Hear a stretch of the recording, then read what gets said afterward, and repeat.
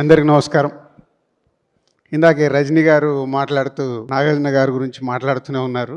Telugu cinema ఇండస్ట్రీలో మనం ఎన్నో వైవిధ్యమైన పాత్రలు నాగార్జున గారు చేశారు.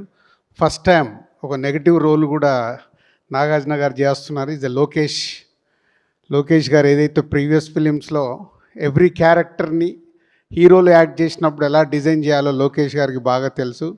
సో రజనీకాంత్ గారు చెప్పినట్టు నాగార్జున గారు మళ్ళీ ఒక కొత్త అన్నమయ్య అప్పుడు ఒక డివైన్ టచ్ ఎలా అయితే స్టార్ట్ చేశారో ఇప్పుడు నెగటివ్ రోల్లోకి రావడం ఈ సినిమాకి పెద్ద అసెట్ కాబోతుంది. ఎందుకంటే చూస్తూనే ఉన్నాం, ప్రేక్షకులు కూడా ఇప్పుడు హీరోలుగా చూడటానికి ఇష్టపడట్లేదు.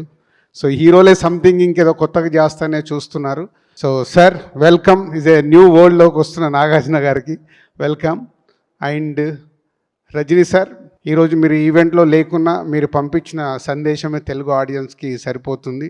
భాషను గుర్తు చేశారు. మళ్ళీ మీ అందరి కాంబినేషన్లో ఇది ఒక వరల్డ్ వైడ్గా ఒక సెన్సేషనల్ హిట్ కాబోతుంది కూలీ.